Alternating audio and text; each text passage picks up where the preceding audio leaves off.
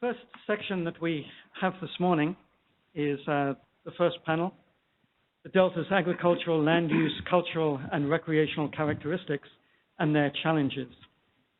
And the first speaker this morning is going to be Eric Fink, who's with the Delta Protection Commission. Eric, thanks for being here today. I don't know if you want to stand up here at the podium or if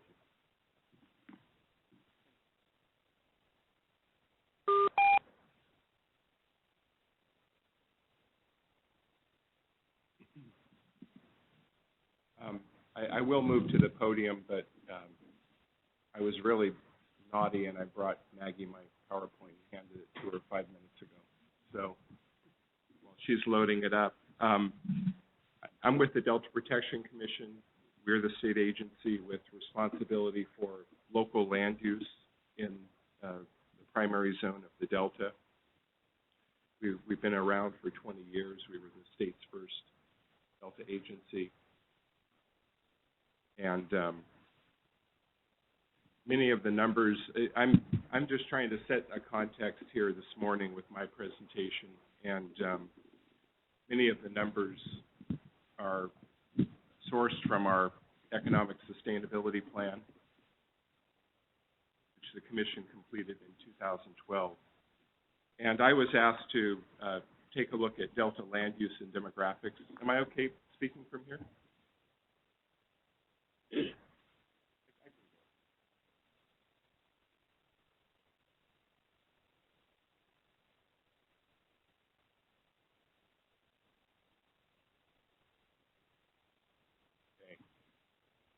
Morning, everyone. So again, these are sourced from our land use or our economic sustainability plan. This is our Delta, of course, and the numbers. Many of the slides, or a handful of the slides, draw a distinction between numbers in the primary zone and the secondary zone. The combination of the primary and secondary zone is the legal Delta, established in statute many decades ago. And just to start with land use acreage within the 6 Delta counties, and we always forget Alameda, but they have a little sliver of the Delta as well.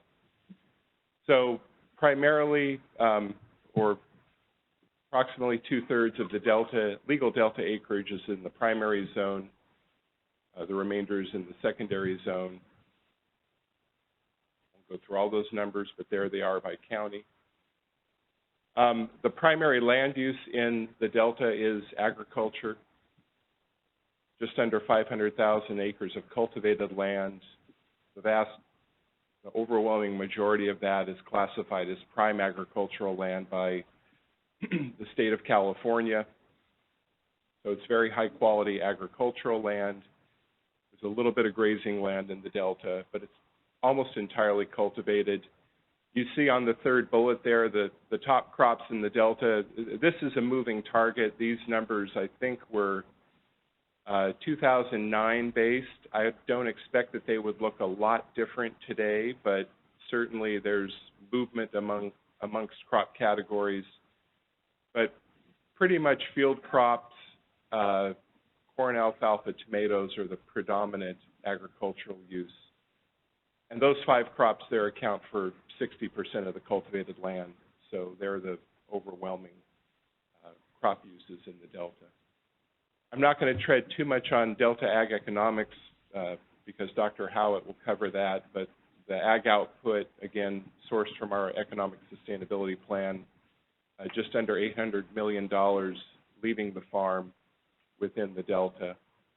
The trends in agricultural land use are the same as the trends everywhere, an increase in higher value crops, wine grapes, deciduous crops, a lot of those are fruit trees, but nut trees as well, and higher value row crops, and then a decrease in the lower value crops. This is not different from anywhere else in California. Natural lands, 8% of the Delta land area is water, 9% is, these are sourced from the Department of Conservation. They do excellent land use survey data. They've classified 9% of the the delta or the legal delta as what they call other land, which in this case is really a proxy for natural lands and lands that are non-agricultural. Any restored lands, any land that's moving toward restoration, in some cases land that might be moving away from agriculture and toward urbanization would fall into this category. The recreation is the basis for the natural land economy in the Delta. 12 million visitor days annually, most of those related to boating and fishing recreational uses, and $250 million annual spending for recreational purposes in the Delta. The periphery of the Delta is an urban area as well. 10% of the legal Delta is classified as urban, and it includes cities, the whole list that are there in the second bullet, totaling now probably closer to 575,000 residents. These are 2010 census data. The population numbers are not jumping quite as rapidly as they were during the 1990s, decade of 2000. But they are still increasing. They will be expected to increase more as we make our way out of this recession we've been digging out of, and these cities continue to add additional population. Some of that will be within the secondary zone of the Delta. The population in the primary zone of the Delta has been relatively constant and very modest, 12,000 residents. That's really been unchanged for a couple of decades. The population throughout the legal Delta, of course, almost entirely in the secondary zone, pretty much looks like California. It's a slightly more Caucasian and slightly less Hispanic and slightly larger Asian and African American populations. Just a few future trends, as I mentioned before, higher value agriculture undoubtedly, as is the trend throughout the state of California. An increase in population. I don't have really good estimates of population increase predicted or projected for the secondary zone. The Department of Finance tends to aggregate those numbers county-wide. It's a little difficult to disaggregate them for just a portion of the counties, but we're certain to see population increase in the secondary zone. A decrease in agricultural acreage, both as restoration activity increases, and I should have added, and as population increases, because of course, population increases, urbanization of land will largely come from agricultural land uses in the secondary zone. I think that's it, just in terms of a real brief stage setting for land use and economics. Thank you, Eric, for that nice summary. I think what we're going to do is go through and ask for any clarifying questions of the presentation you've heard. We'll go through the presentations and then come back.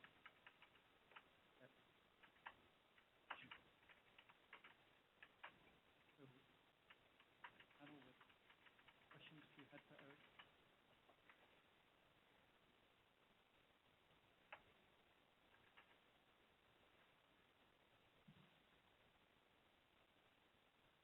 Explain things.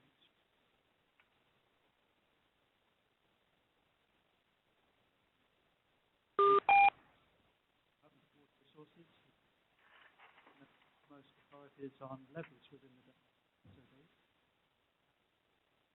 Thank you very much, Peter, for inviting me. And as I was getting ready at my desk, I looked up and discovered that I was here at 8:30, not at 10. So I'm scrambling just a little bit, but hopefully that won't affect too much of what I have to say. There were 3 or 4 questions that were asked in the preparation notes about what it is that we should talk about as we're getting started. So I really phrased or formed a couple of comments just based on those questions. And the first one is, what are the 2 or 3 points about the Delta that make it a complex system? And I think you all know that the Delta is a tidal system that has suffered from land subsidence and is protected on a daily basis by those little tiny thin ribbons of land that rise above the daily water surface. It's a pretty small belt, and we don't have a pair of suspenders on that. So most people, when they think of levees, they think of dry land levees, these things that are up above the natural river system that get wet only when we're in flood conditions. Delta is not like that. We call them islands, and that conjures up this vision of land that's raised up above the sea level and beautiful mountains on it and all that. These are not islands. They're more polders. Polders are bowls in the estuary that are surrounded by very fragile levees. So that levee system that is so critical for all the things we get out of the Delta and expect from the Delta is really in a state of dynamic equilibrium. Right now, we're doing pretty good with respect to failures. If we stop what we're doing today, we're going to start seeing an increase. So the other thing is that more than just about any other place in California, the health of the agriculture, industry, I won't say ecosystem, but I will say infrastructure, population, recreation, depends upon the levee system for continuing, or our ability to continue to derive benefit. Not many places are in that critical a situation. And I've mentioned that we are in a dynamic equilibrium. The forces that are coming to bear on those levees, you know, over the last 100 years, we've had floods, we've had beavers, we've had poor operation, settlement, consolidation. The one thing we haven't had is an earthquake, so that's still coming. Sea level rise, climate change are going to make very significant differences in how the levee system must respond. Because of the fact the levees up in the Central Valley are part of the state plan of flood control, they have federal dollars to make changes. All of those changes rush the water through their system, bring it down into the Delta, and increase the stage in the Delta. The folks that are working on that state plan of flood control are ignoring the fact that their changes upstream will result in higher stage in the Delta. Okay, no problems. They were asking about conflicts and contradictions. I think probably the thing that we've all seen is there is no common single goals, no single vision for the Delta. If you're in agriculture, you have one vision. If you're a water purveyor, you have another. If you're looking at the ecosystem, there's a third vision.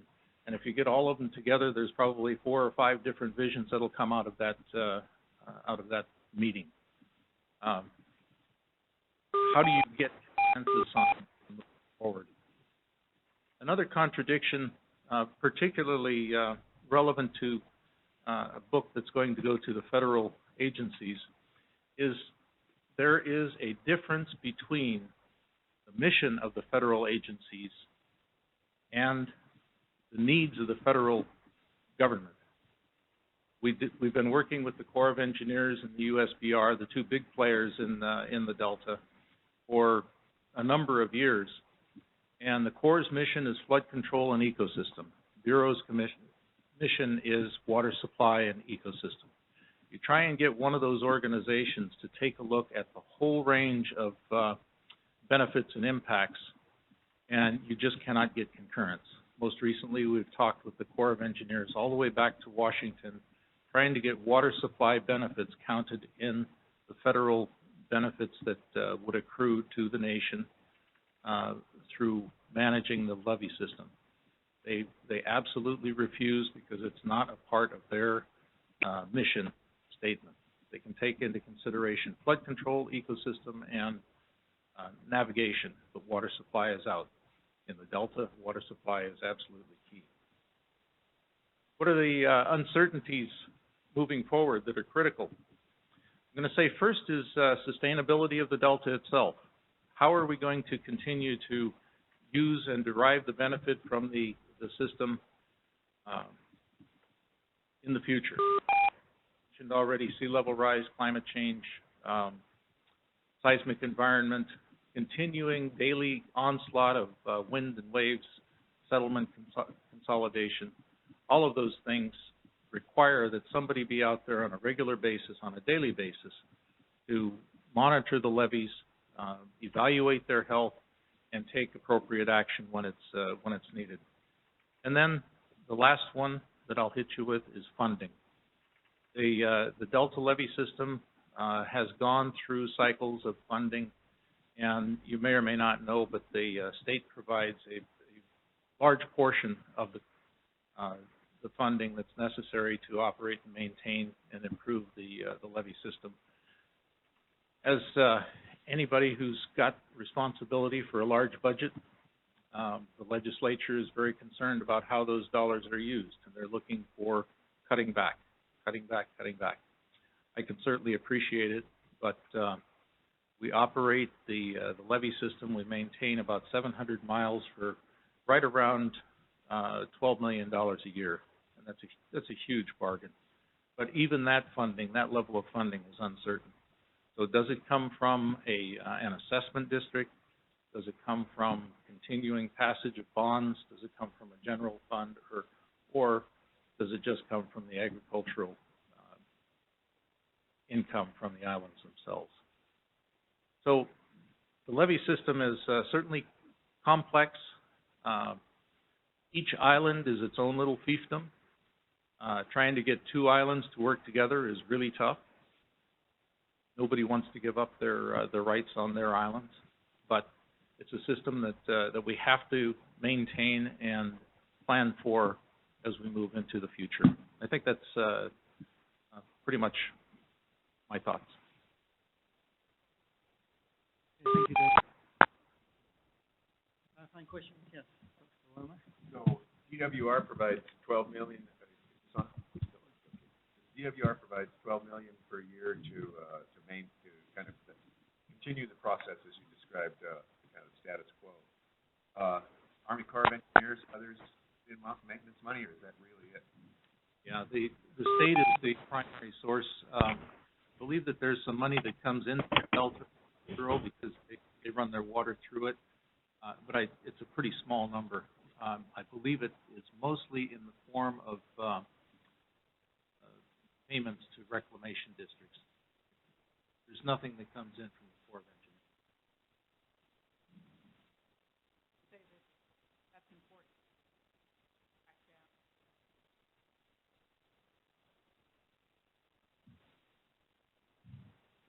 Can I ask a quick question on that 12 million? Is, again, that is the DWR component, or is that also included?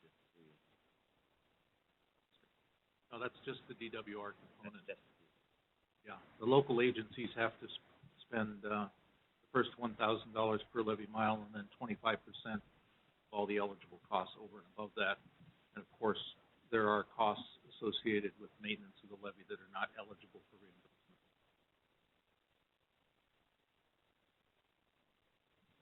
Unless any other? Well, thanks so much, Lee.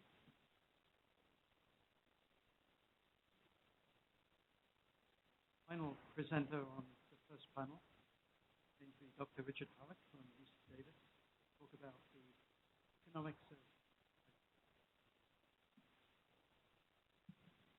Howard, thanks for rearranging your schedule to be here today.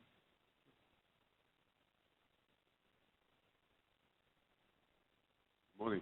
Thank you for the invitation, Peter. I point out that much of this analytic work is in conjunction, of course, with my colleagues at the Science Center, David. I just want to take a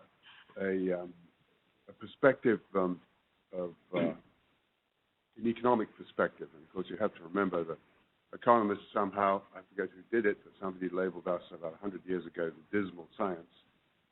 So don't expect to start off as cheery stuff.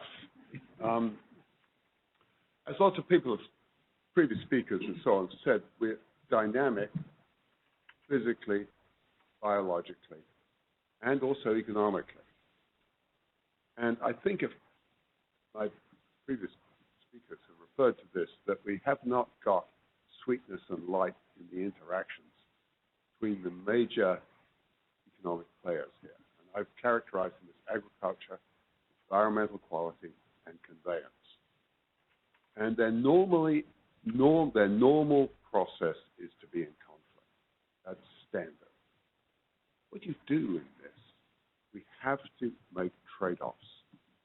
We have to think up mechanisms by which we can make trade-offs. And this is, of course, what the co-equal goal says. The actual co-equal goal says, look, I've got 50-50 trade-offs between ecosystem, environment, and water supply. I'm not sure where the delta economy is coming in there. I think it should be a three-way trade-off because the delta economy is important. The second thing that strikes me, particularly in your review of science, is there's a tremendous, from an economic point of view, there's tremendous asymmetry in knowledge. I can tell you pretty closely, and I'll try next time, what it would cost to cut back diversions San Joaquin Valley and Southern California in water supplies. I can tell you fairly precisely what it would cost to allow islands to stay flooded in certain places and put agriculture out of operation on those islands. What I cannot tell you, and I've never seen it, is what would be the actual cost if we were going to, let's pick a hypothetical, maintain the pottage of Delta smelt without question. And so what we've got is a system where we've got to balance public budgets, but we have a tremendous knowledge asymmetry, it seems to me, on how we do it. Just a quick, sorry, I pressed the wrong button. This is the destroy button apparently on here. Okay. Let's try and press the right one. There we go. This map says it all. The dots are from a study I did on the economy of the Delta, and I went to Dun and Bradstreet and asked them their major businesses, and then they geolocated them, and we geolocated them on the map, and every dot is a major business, whether it's selling bait, beer, or as a concrete contractor, it's there. The really interesting thing is where the businesses are not. The second thing on this map, which is really interesting, is the green areas are areas that my colleagues have identified as being islands with questionable resuscitation value. And we took a cold-hearted economic perspective of this. We said, if these levees collapse, what would the cost be of repairing the levees and resuscitating the island versus its value once it's resuscitated? And this is the sort of tough question I think has to be asked if we're going to solve the delta. Otherwise, we just go on this perpetual rotary dance and keeping asking for public monies, and on we go. We've got to have science with a purpose and science striving towards a policy solution. And that's got to face that one of our tough questions is, can you afford to fix all the levees? And throw it back in Dave's lap, because he knows he's doing it with 12 million at the minute. Okay, first problem, the fish don't have any money. And I'm serious about this. This is flippant, but they need a lot of money to stabilize, and they don't, and there's no revenues from the environment. Here is the problem. Because of that, you're always balancing public money against private flows.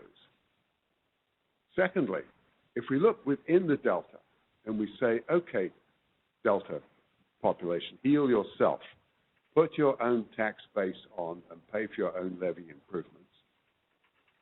The trouble is that the really valuable agriculture, the agriculture that can pay for levy improvements, is all taking place out on the edges of the delta. And where the levies are most at risk is where the lowest value agriculture is. And so if you apply the strictures of Proposition 218 to local tax ordinances, it's going to be, I think, extremely difficult to come up with an internal tax base sufficient to maintain and improve those levies, given the rising sea levels. And finally, if you look at where the money is, and that's one of the things that I do, the real money is from the 5 million acre feet that are exported from the Delta by the conveyors. All 6 if you ask them, all 3 if you ask the ecologists. It's real money, and it's the real money. So the Delta has to take advantage, from an economist's point of view, of being the critical hub and saying, we want to stay the hub, we want to stay as a viable economy. But part of our viable economy is to recognize that we are a transfer hub and money flows through us, and we are entitled to a proportion of that. What proportion is an interesting question. And finally, dual conveyance. If the money is going to really come from the exporters, then perhaps we should look at the conveyance facilities, because the current conveyance facilities are, as several speakers have said, at risk. This is the first study done by a colleague of mine in Watershed Science, Phil Flino, and we published this in it. And this has got these. This is the salinity levels. Everyone, and you can drive down 5 and you can see all the posters worrying about salinity. Interesting thing is that at the minute there's only one study being done, and the doom and gloom guys, it's not that bad. These are these alternatives going up to 3-foot sea level rise and dual facilities. So the light hatched marks are the worst of the world in terms. We have a dual conveyance system. I won't get into the details. And we have a 3-level sea level rise. And these are the levels of salinity that result in these different parts of the delta. The only place that's really hit hard is the west. Point. There has been one study done so far, and it doesn't look as if a dual conveyance system is going to crash the delta agriculture. Impacts. This was another study we did, and looking out again on conveyance on 1-foot sea level rise, just historical situations, and then we're not going to repair these islands. We're going to do triage on these islands. And the revenue impacts are not that great, except the big revenue impacts come when you flood the islands. You have to compare these big impacts with the cost of strengthening those levees such that they won't flood. Jobs are significant again on the islands, but not killers. We're talking here about $250 million, and so it's again these possible solutions, reconciling the co-equal goals, are economically, politically maybe they're really hot, but economically they're not going to kill us. So where are we? What would I like the panel to think about? I'd like to think about the marginal productivity of these policies. This goes back to something that Carla just said, that we have this incredible range of alternatives and how to work out which ones we should be focusing on. Other thing is we have to think of equity as well as efficiency when making equity decisions on the levies. It's really important to take into account the sense of place in the delta and how people feel about that place. We mustn't ride roughshod over their feelings. However, triage, I think, is absolutely necessary. We've had the cow fed. We've had the idea that we cannot fix everything because we don't have the dollars. Therefore, how are we going to balance it? But equity as well as efficiency is important. And we want to have a balance. If we're going to have a stable delta, it's got to be economically stable, so we've got to look at money flows as well as ecological flows of energy and biology. And this leads us to this concept of we've got to balance mitigation to the existing delta occupants and people with prevention in terms of delta policies. So that's from a cold-hearted, dismal viewpoint. That's my perspective. Thank you. Thank you, Dr. Howard. And then clarifying questions, Dr. Howard.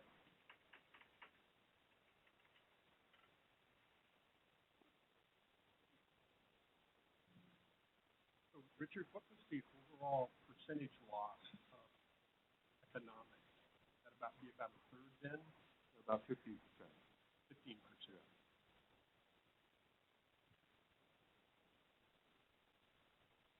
And that was using only the islands that you had in that map that were in the center. Is that correct? That's for a 1-foot sea level rise, and I think we had about 7 islands were abandoned.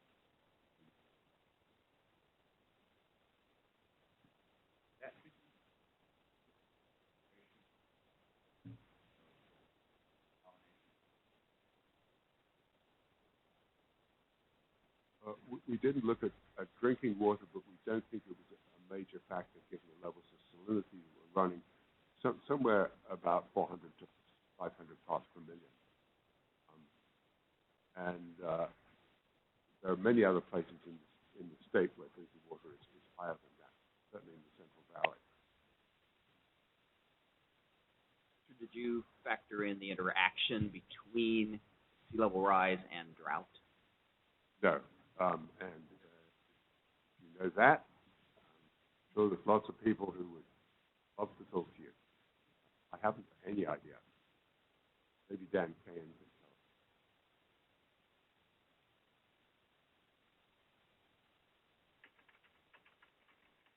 Any other questions?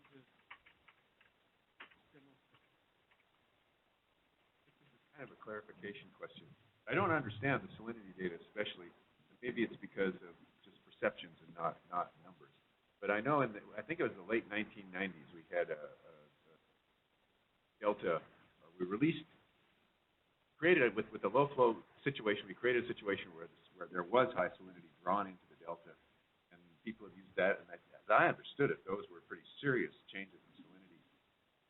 And as I understand it, also, and again this weekly, breaking down some of the barriers in some of the inner islands would create a similar situation. This is all hearsay. Much more about it. So why is the salinity rise so small? Well, you're dragging me into the bushes off my topic. Sorry about that. And so you really have to ask Bill Fleener, who ran the model, which is based on the RMA model, too. And we were pleasantly surprised by them. Of course, nature is putting on an experiment this year for extreme salinity conditions in the Delta. So we'll know more. But this was, the details of this study are there. It was published in 2008. And to my knowledge, it's only one that's done on a really detailed island-by-island specification.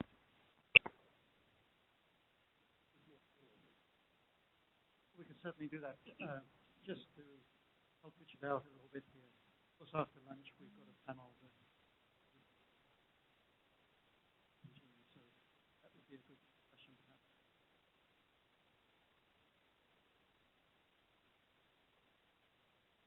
Before we go to more general questions, Mike, did you have a follow-up? Excuse me, just a quick one, Richard. Some of the articles I've read are saying that the overall value of agriculture in California, given its very large economy, is $40 billion worth of ag, but it's still only about 3% of the state's economy. That means the delta is a tiny fraction of that. So one of the interpretations of what you're saying about the value of central delta lands is we shouldn't worry about them? In a nutshell, you should worry about them, but you might have to give them up. question is, if you can't fix it all, which bits do you not fix? Generally speaking, you don't fix the bits that have the least impact on the economy and the least impact on population. And the inevitable conclusion, if you look at my map, is that those are those islands in the west and the center. They're the ones with the lowest value soil because, of course, we had oxidization, in some cases down to the base clay layer. And so if you look at the crops grown on them, you'll find that the highest value crop is corn. And there's a lot of pasture. Also have to look at the other kinds of impacts of flooding those islands, and some of the analyses suggest that the flooded islands would become excellent habitat for non-native species. That might be a cost that would have to be included in the analysis. Yes, that certainly should be, and my colleague Peter Moyle expounded. I know he's not here yet on this, but one of the questions is, if you decide to go down that track, and even if you don't decide to, nature may push you down that track, or earthquakes would, we should know how to manage flooded islands to prevent them from becoming habitats for make them ecologically valuable, at least benign.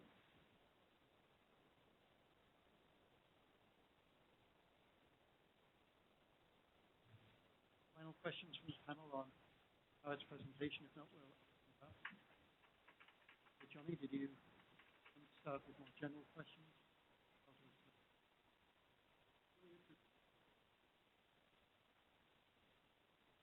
Really interested in how one might go about setting up the policy for triage these situations, because there's going to be the short-term forcing events, levee breaks for whatever reason in an island.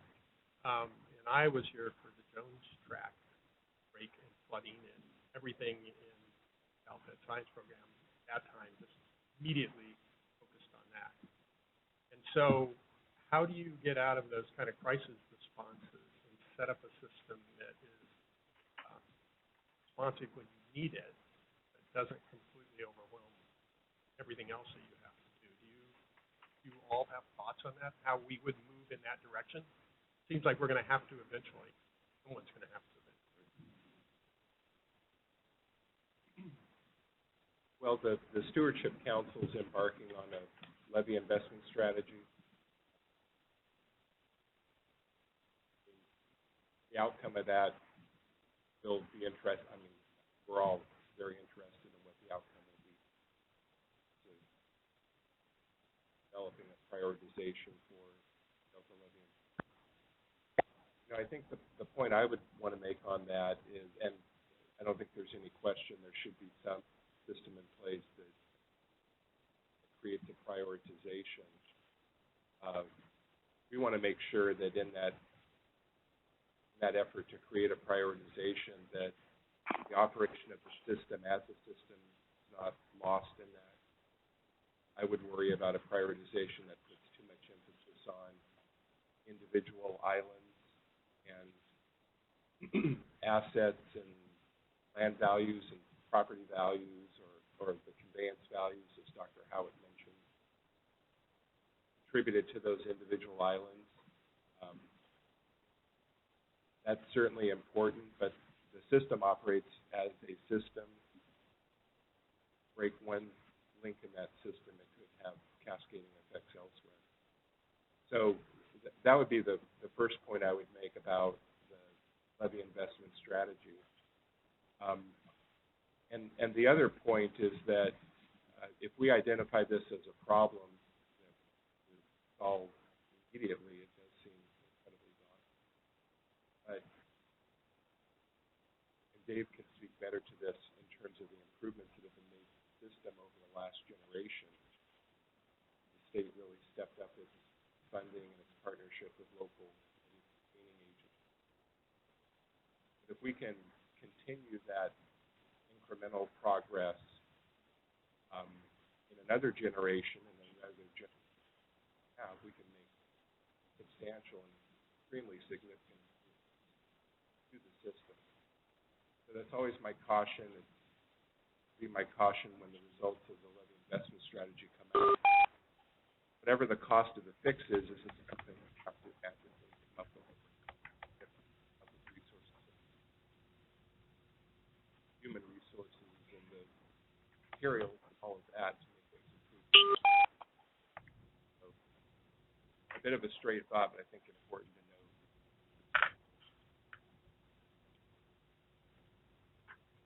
Yeah, a couple of thoughts. I think the current Delta Levee's prioritization Stewardship Council is embarking on an attempt to do exactly what you asked for. How do we categorize the assets, liabilities? How do we do a complete job so that we're not just looking at the local effects that happen inside the Delta, both locally at individual islands and then more broadly at the region, statewide, nationwide, and I think there are some effects that even nationally. You have to catalog each and every one of them and try and identify where those benefits come from, what they bring, and then are they, we use the term, taxable. If I could just comment, what we want to avoid is what happened with Jones Tract. Yes, sir, but I'm told that our previous governor landed on the levee in his helicopter and said, fix it. Happened. Now, the question is, as he was flying from Sacramento to see the levee, and it was a beautiful July day, and it was not earthquake time, it was not flood time, it was not peak flow time, which is when we're more liable to have a break. That decision had to be made right then and there. And we should start building a body of knowledge so that decision may have to be made tomorrow. And very quickly, literally in a matter of hours. So if you don't have it on hand, and if you don't have it island-specific, you're trying to assemble a conference like this and the water's pouring through. So, we, like it or not, we have to have a set of criteria. And they must not be purely financial and value-based. They've got to be, as Eric said, take into account the whole system. It includes both Delta economy, value.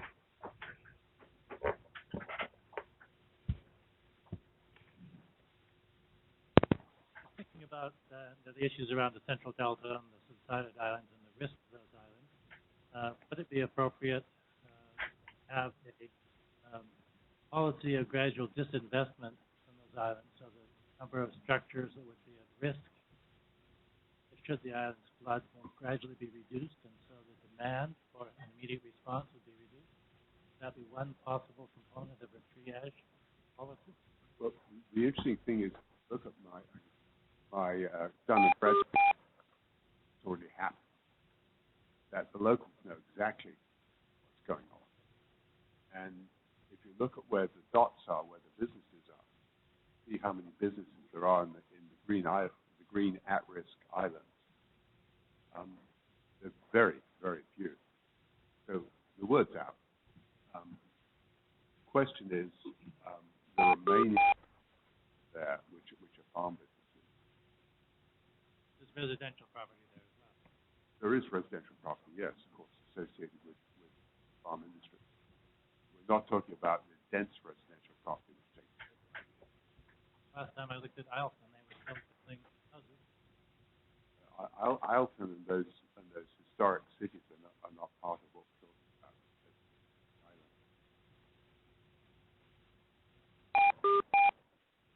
I mean, I think one of the reasons there are very few, and I'm not sure how Dun & Bradstreet compiles their information, but I mean, those are farm businesses.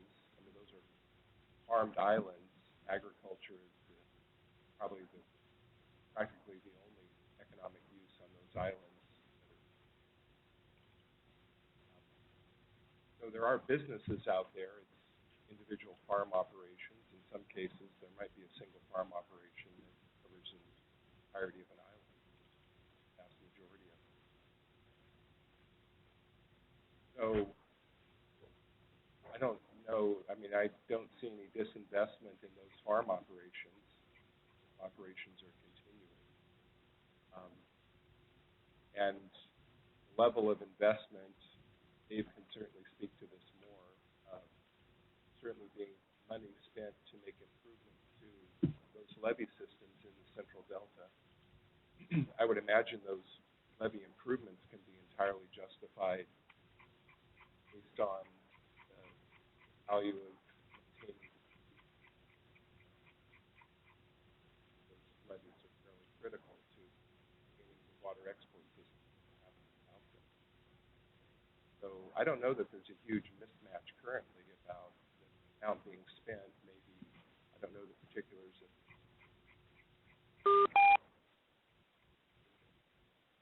certainly the electricity group levee system, levee subvention program, the special projects program.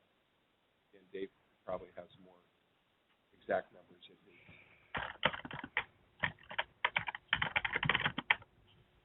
value of maintaining the exports.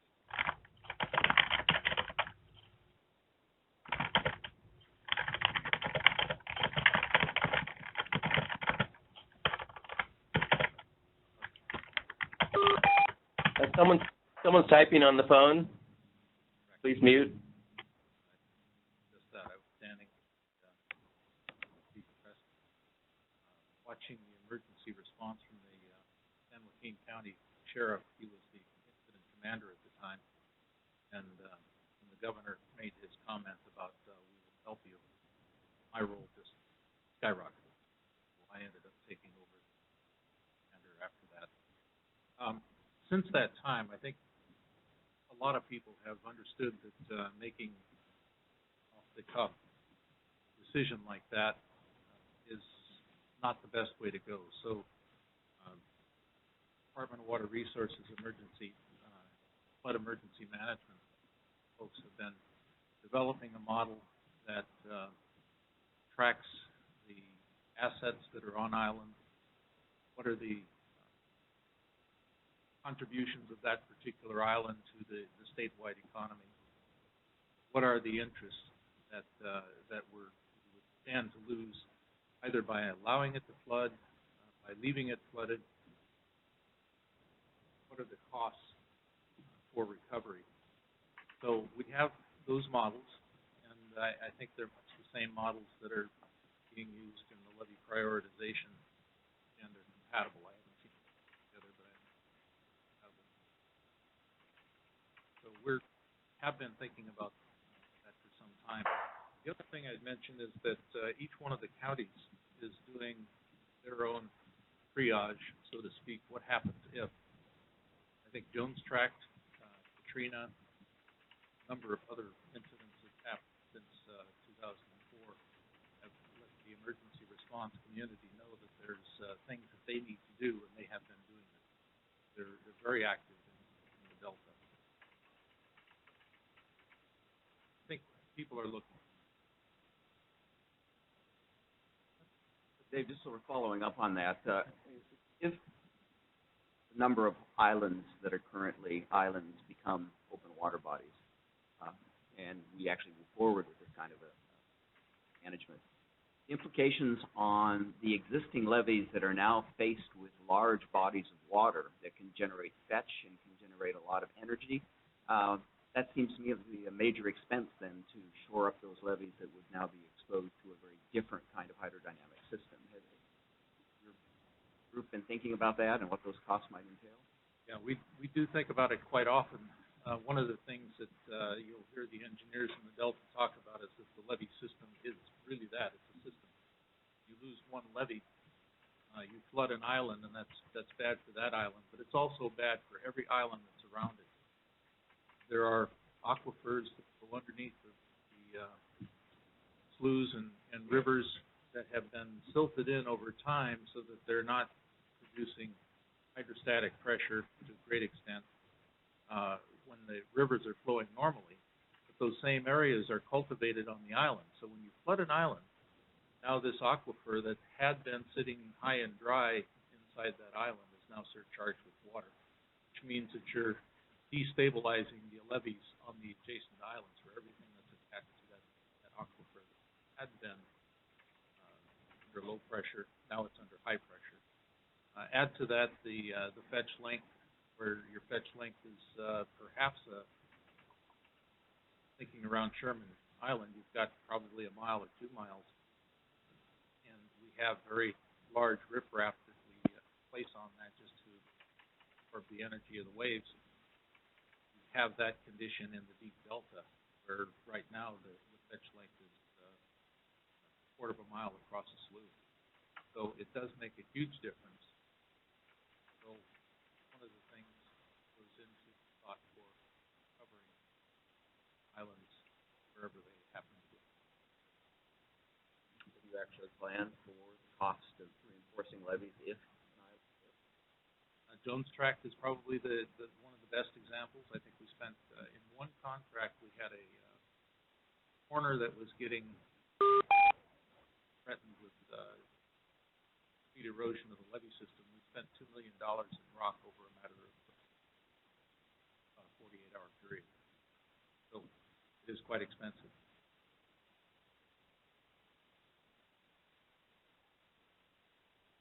So, am I correct then that the place where this triage strategy kind of runs up against the other opinions lies in our insufficient understanding of this levee as a system? Because if the triage and the whole system collapses, either in terms of conveyance or in terms of one island after another cascading. Those are outcomes that would go well beyond what we anticipate. So is that the big hole in knowledge? Is that the big place where we really need to focus? And is DWR or anybody else supporting those kinds of holistic studies? From my perspective, I've been on the Delta for about 12 or 14 years, and from day one, the engineers that operate and maintain the system out there have been impressing upon me the fact that the Delta levee system is just that.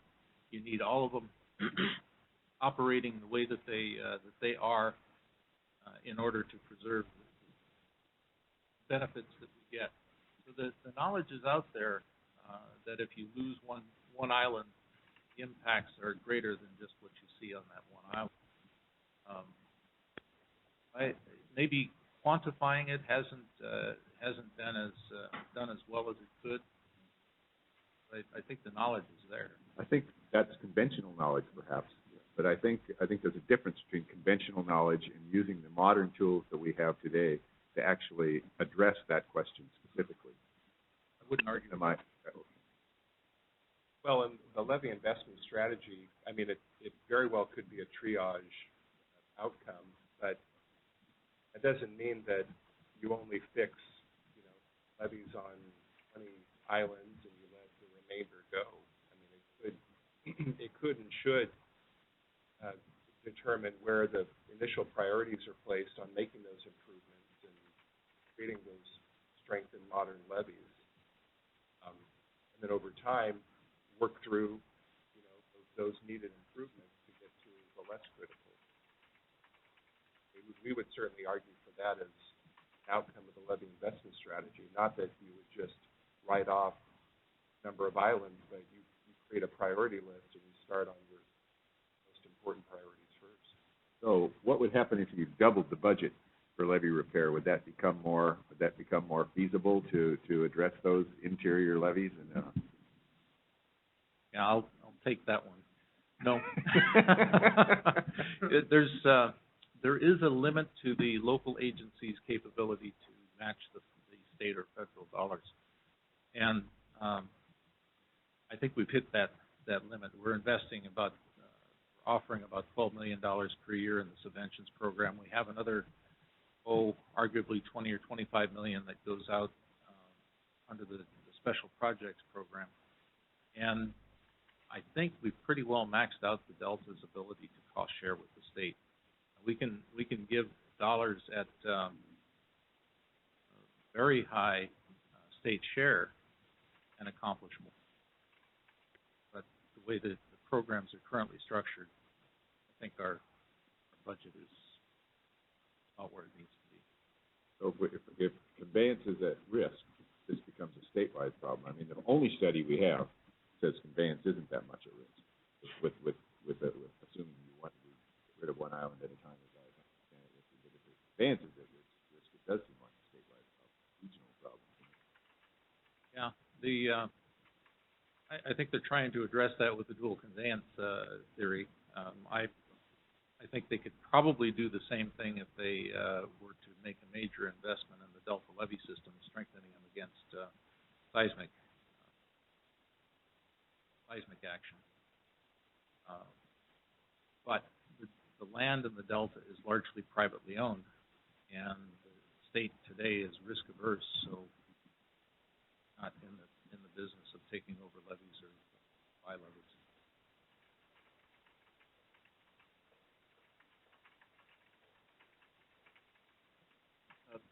Changing topic slightly, wanted to get three of your thoughts on the, I guess, requirement by the state of California that you plan for sea level rise in your planning documents, and we're looking at sea level rise as kind of 1.5 to 2 inches per decade right now. Possibility that will accelerate, with most models predicting acceleration. How do you build those kinds of sea level rise scenarios into some of your maintenance and improvement planning? Well, as the guy who's looking out there at maintenance, I'll take the first shot at that. Sea level rise is something that's been going on for the last several thousand years. I mean, the fact that we have a delta in there today is testament to the fact that sea level has been rising. It's been rising slow enough that the plants that cause the peat soil or that generate the peat soil have been able to keep up with it. We've kind of messed that up a bit with making these bowls out there now. So how do we plan for sea level rise? The way that I'm looking at it is it's going to happen gradually enough that it's going to show up in the historic record and in our hydrologic predictions. So about every 10 years, we're looking at updating the hydrology for the delta. We expect to see increases in stage. We work on those increases in stage over time. Just an example of what it takes to raise the levees by 6 inches.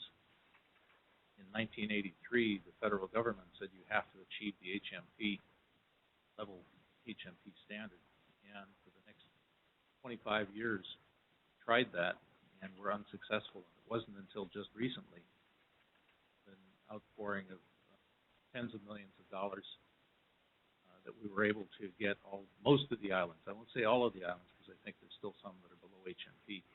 Just raise them by 6 inches. It takes a long time and it takes a lot of work, because at the same time that you're putting material on, the foundations are responding by settling and consolidating. So we're planning. It's going to be a long-term effort. Will that cost be paid or covered by agencies? Will the cost in upgrading the levees be covered in the maintenance costs, or how much does it cost to raise the levee 6 inches, I guess? Well, I should have had that number before I volunteered to address it. I mean, just close. Yeah. We're looking at 1,000 miles of levee. So 6 inches by 16 feet, it's going to be hundreds of millions. No, I was just going to add to that, but, you know, if we're making these improvements to the system, these are the type, I mean, we're strengthening, we're improving these levees, some to a lesser extent, some to a greater extent. But, I mean, that's the opportunity to create the foundation for, you know, building in excessive levee height increases. I mean, if you have a wider crown, you can add some inches of height onto the top of that without jeopardizing the need to maintain the top of the levee for vehicle traffic, et cetera. So, I mean, part of this is making improvements to the levees to create the right crown width so that you can accommodate those changes in the future. And fortunately, it's not something that's happening, overnight. It's something that happens over decades. And undoubtedly, they're in the system.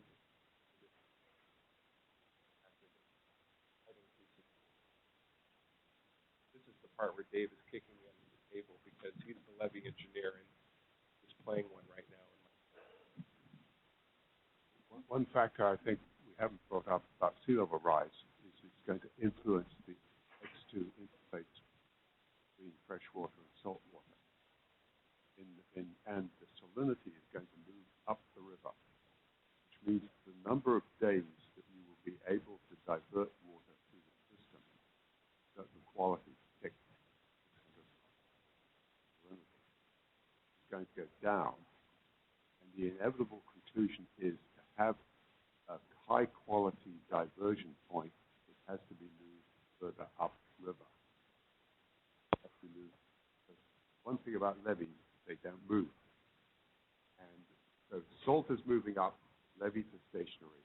Number of days that you can take water of a given quality through that will diminish as that sea level rise goes. That is the driving variable for an alternate conveyance facility as we consider seriously. If the delta is going to continue to get the revenues it should from the conveyance function.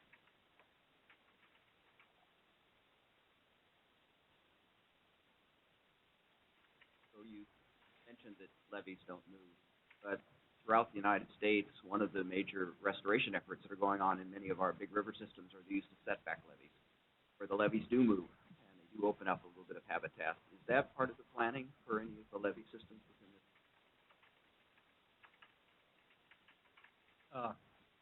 In a small way. We have been building what I think one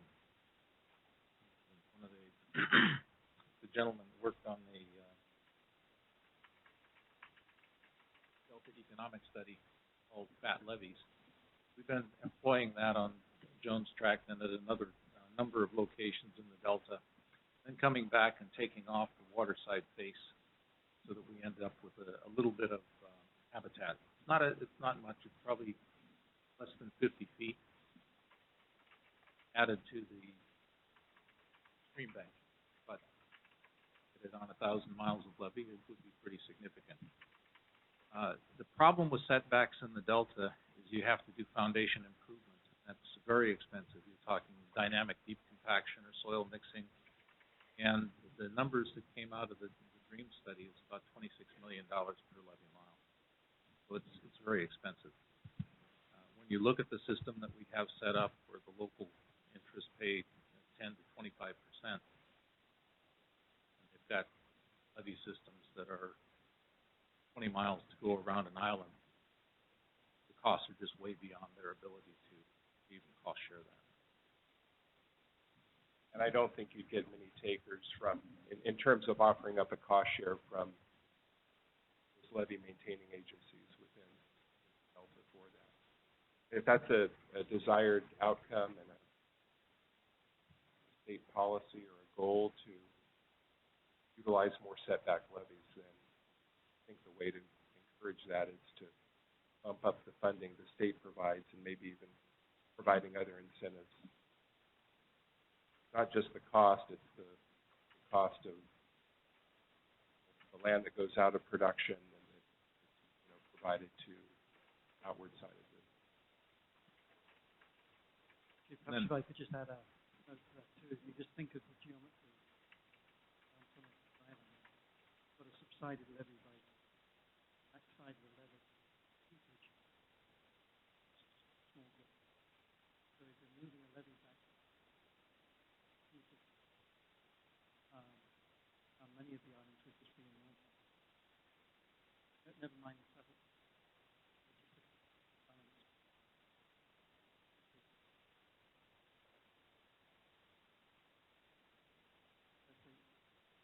Yes, absolutely.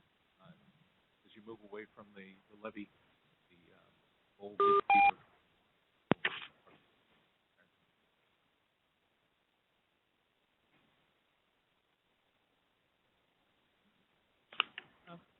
Focusing on the levees.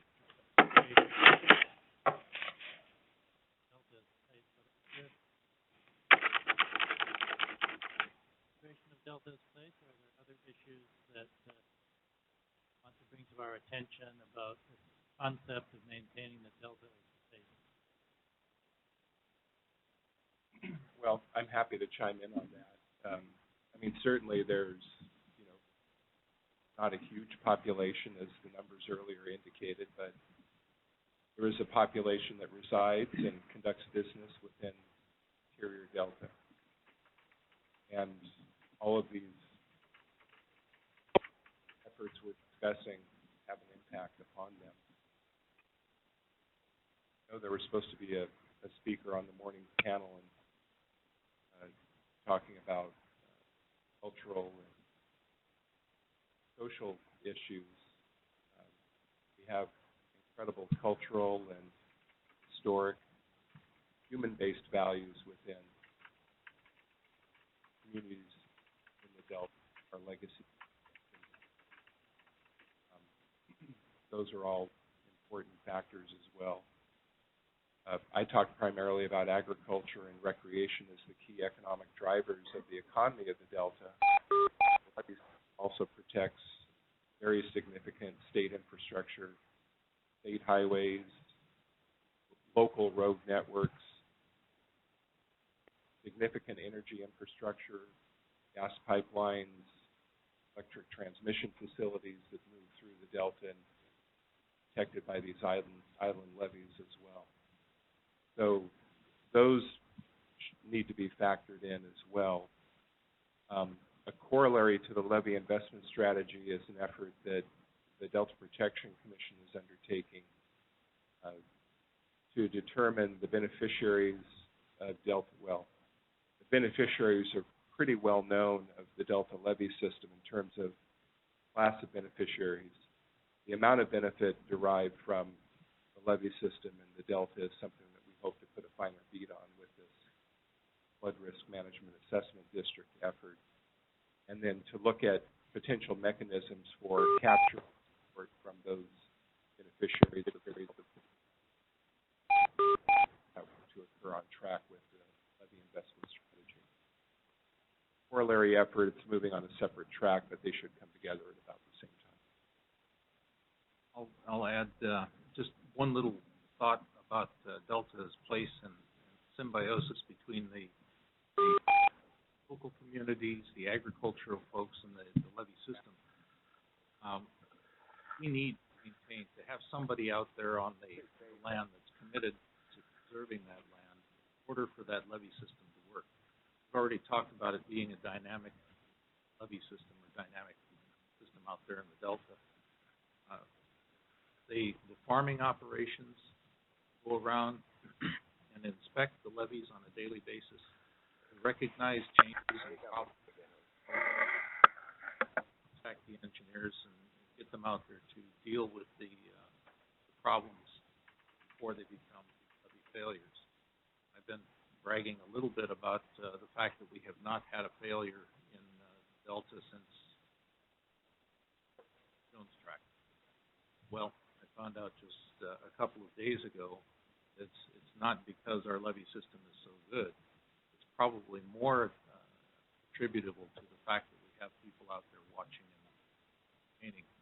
The guy that joined us at lunch was telling me about they had a problem on one of the islands where he's the engineer. A farm laborer found a hole in the levee crest. They were able to get out there, excavate it, patch it before it was able to break through. So only a portion reduction in facility is attributable to piling more dirt. A lot of it has to do with people that are out there in the Delta committed to preserving the islands.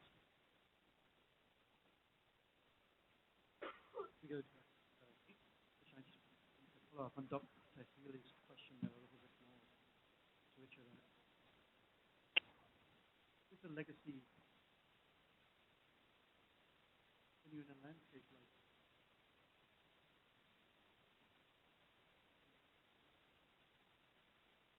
places like this? A lot of research.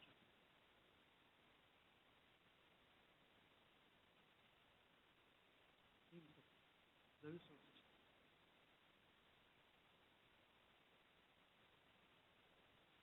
say that.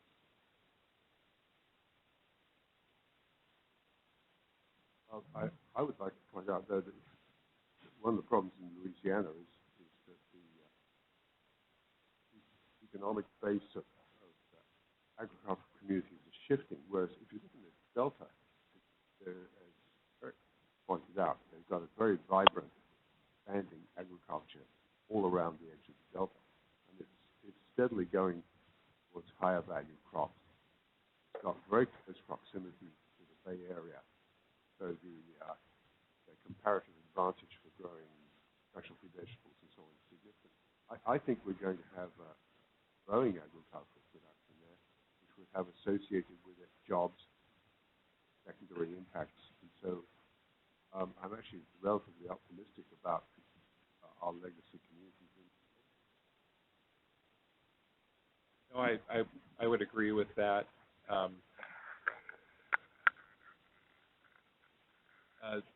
The communities themselves certainly have challenges. Rural communities throughout California have challenges. I mean, the Delta legacy community challenges are really no different from small rural communities in the San Joaquin Valley in terms of maintaining community investment. And, that will continue to be a real challenge issue with Delta communities. I'm much more optimistic about the agricultural industry remaining strong and healthy. The beauty of the Delta is that it's a region that's within close proximity to very large metropolitan areas. In many respects, it's sort of an unknown landscape. It's a little difficult for people to figure out how to get to it and what to do once they are there. And the Commission, as well as our partner agencies, certainly is working efforts to help bolster Delta communities and their ability to benefit from recreational, tourism-related uses. So that could certainly help, but there's a host of challenges with just basic community infrastructure, as you can imagine. Modern water systems and modern wastewater treatment systems that will continue to be challenges within the primaries, even as agriculture, water quality willing, remains strong and quite viable throughout the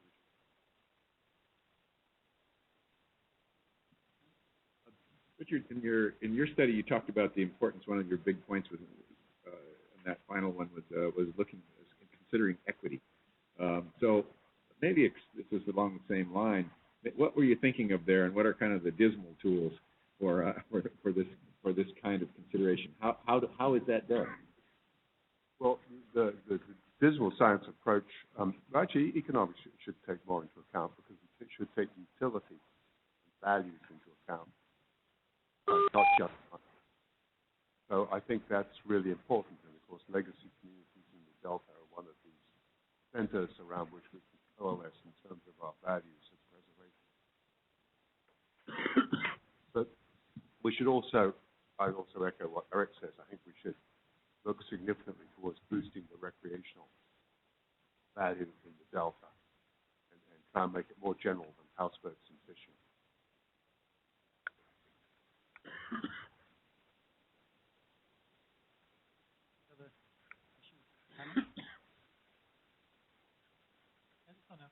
Utility analysis is a well-established part of economics, and so can you see an opportunity to start to try to incorporate some of these non-monetary values into analysis, such as cultural value, other ranges of values, ecological value, which can't be monetized very well? That's extremely hard, and it goes back to that, what I think is one of the central problems, is the asymmetry of knowledge, of knowing what the payoff is for different ecological policies. I personally would prefer to put them in as constraints on the economic system rather than try and come up with a value per salmon or a value per old historic house. So I'd rather say these are some constraints. We must have these things, must be viable. Therefore, we need to do the following modifications.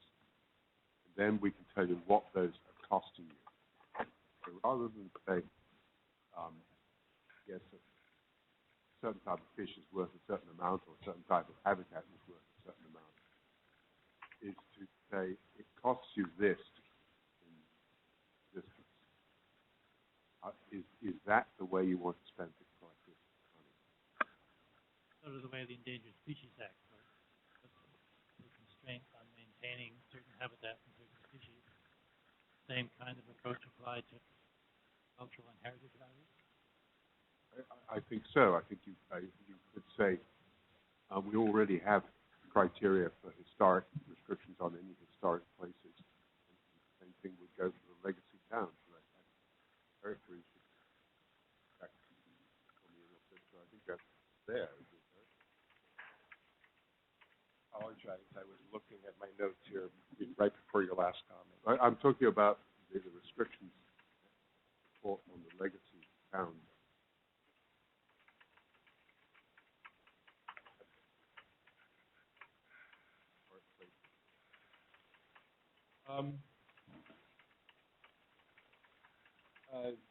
Yes and no. I mean, the biggest challenge is with the communities themselves. The biggest challenge is the overcoming floodplain obstacles in terms of making improvements to even as simple as making improvements to residences. Significant challenge, and I think the fact that those communities exist in a floodplain, varying degrees of a floodplain depending on the community, would be a great challenge to making any community improvement, community infrastructure improvement. But the floodplain challenge is significant in terms of encouraging investment in structures and in infrastructure. That's primarily a federal problem, one that the Delta congressional delegation is very, very familiar with. Certainly one that our commission is very familiar with as well. I'm not sure what the solution to that is. We had a bit of a reprieve on very significant premium increases under the National Flood Insurance Program, but that bill will come due at some point in the coming years, and we argue that the Delta system is a little bit different from how FEMA evaluates flooding in other parts of the country. We have a system, or we have communities that are protected by these levees. They're in the floodplain, but they're only flooded in the case that a levee breaches or a levee fails. And so it's a slightly and when the levees fail, it can be incredibly catastrophic to some of those communities and some of those structures. What's also true is that a levee can fail on a different part of the island, and it can take a while for the water to get to the community and for the flooding to occur. And in those cases,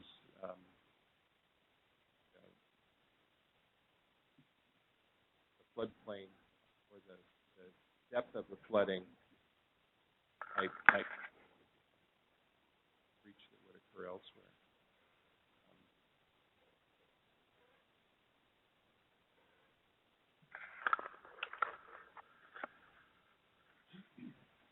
time for one more kind of a clarification question. And maybe this is, Please go ahead. I'm going to ask you again, Richard, about the conveyance model. And maybe this is something I have to talk to Bill about. But and just so I understand your graphs and the so you guys assume sea level rise. Did you assume the same structure, or did you assume a progressive loss of a progressive opening up of certain interior islands as a part of that graph and a part of that observation, or did I just miss something off? I'd have to go back and check Bill's study precisely, but the graph I put up showed the results of these alternative 1 foot sea level rise, say 20, 30 or whatever, per decade, plus a 3 level later on in sea level rise. And then there were 2 scenarios. One was alternate conveyance, dual conveyance, and there was also island collapse, abandonment. But it wasn't. We didn't we didn't have the inrush of saline water. It was essentially a controlled hypothetical collapse. But the surprising thing was that according to these initial runs, the ability to move water through the delta was not compromised in a major way if the islands were carefully managed. I assume there must have been assumptions as to how much freshwater flow was occurring from the San Joaquin and from the Sacramento areas. I think Bill had his delta. He set the delta outflow standards at the standard level, because one of the interesting things was the number of days per year which you could divert water through the delta as opposed to under or over the delta under sea level rise conditions.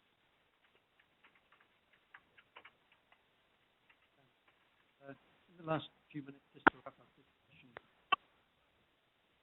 I'm going to ask each of the presenters, perhaps, do you have any advice?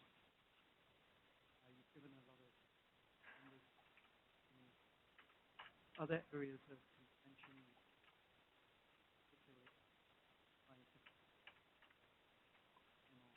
other panels, very robust? And have you had any advice? The one on areas of attention where there's differences in the science that you should be paying attention to, or at least to take care with. And then secondly, there's many people, some of the things that DWR is doing, some of the new technologies that is now.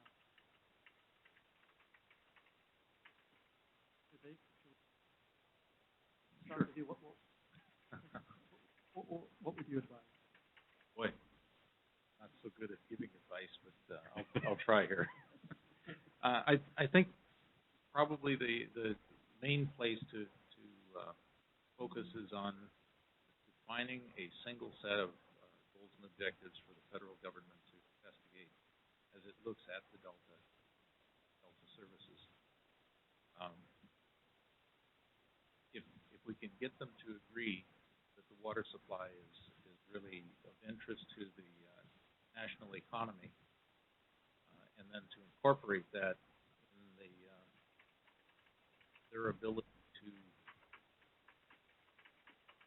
Delta, I think that would be a huge step forward. I think that's my 2 cents. I'll make it 4 cents.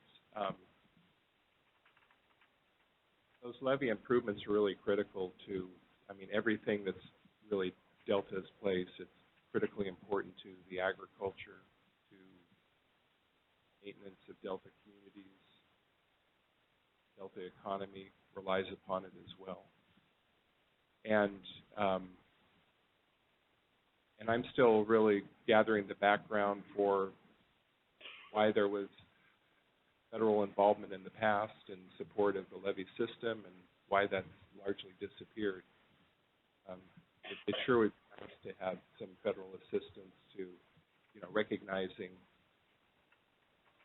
the value of maintaining delta levees, not only to this region of the state, but to the rest of the state of California and even the the national and international significance of the water that flows through the delta.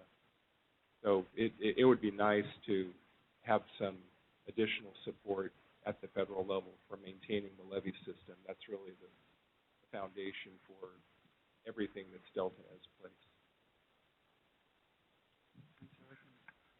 Final words, Richard? Since we're not going to get everything we want, we're going to have to make trade-offs. And I would love to see those trade-offs be made mostly on science rather than both are important. So I would encourage you to try and look at integrated science, where, because if science stays in its disciplinary silos, it has a very hard time making a trade-off.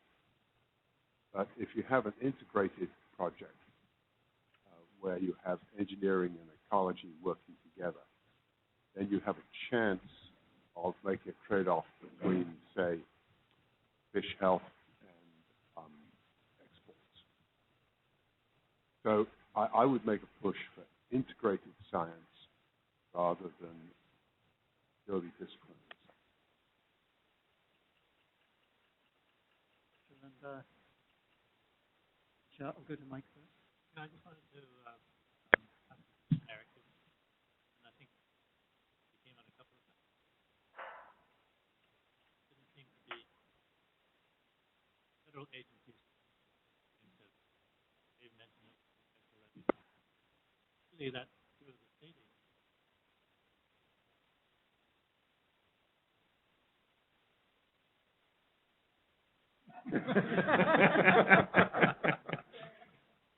Well, as one of them, I can answer yes. You're correct. We're not. If you're referring to my point, I maybe I should have been more specific. It's really funding support for the Delta levee system, and in fact, the federal contribution has largely disappeared. I would ask Dave to correct me if I'm stating anything here, but the federal support for levee and maintaining the levee system, making improvements in it. That's what I was referring. Your question might be referring to something else I said. Well, I was just going back to Dave's comment that it's really helpful if everyone who is concerned with the delta was within the same context.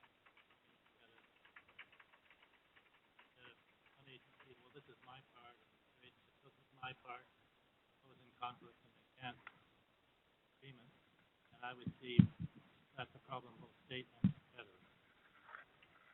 Actually, a little bit more than just saying this is my part and I'm only going to do it. Or we don't agree on the totality of federal interest. We say that ecosystem and water supply is important, but we're not going to recognize structured safety and flood control.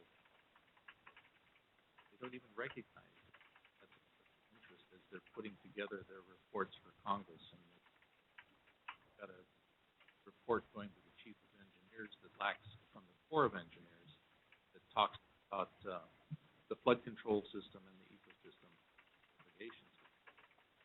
They ignore the water supply. So on one hand, you get ignoring a major portion of the flood conveyance and infrastructure. On the other hand, you completely ignore the water supply, and you can't even get them to come together on what is the definition of federalism. You just don't recognize it. So I just kind of put a finer point on with Delta Stewardship Council and the 09.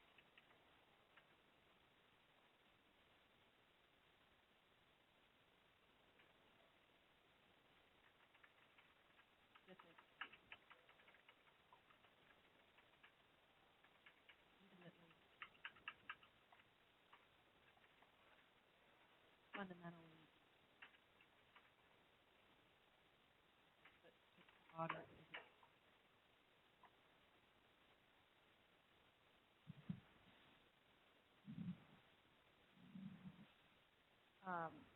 is awfully painful to hear about federal agency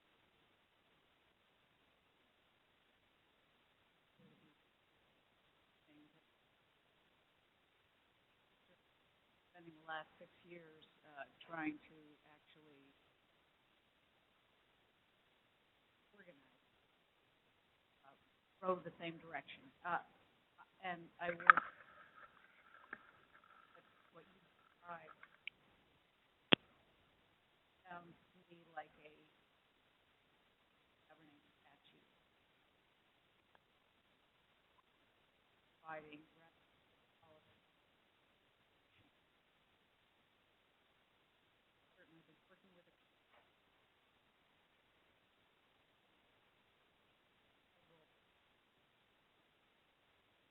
for levy pushing time. What I've always heard is that most levies are not federal.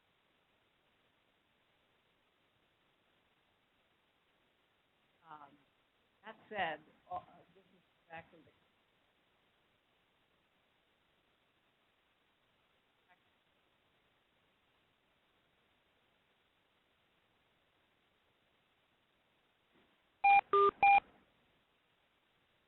With respect to federal levies, there's 375 miles of federal levee in the Delta, and there's about 650 miles of private levee in the Delta. But whether the levee's private or part of the federal system, it doesn't matter. It still conveys the same. Thank you. And then perhaps just from the science panelists, I think it's also important with the level of collaboration that is going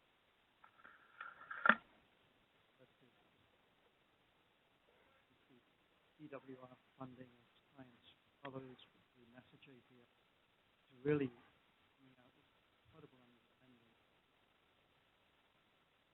not when we were pushing on the conventional knowledge, conventional wisdom, there's some really very, very findings that I think this collaboration to bring is to really wait this is quite 2 or 3 years. Also the USGS state partnership has been leading into some fascinating. So with that, we almost on time. So this has been a really fascinating discussion. I'd like to thank presenters for coming in. You know, it was very short notice. Appreciate you available. So thanks very much. And for those of you who are following this on WebEx, we will reconvene at 10:20 for the second panel, which is going to be on water supply challenges. So we'll take a 15-minute break. Thank you guys very much.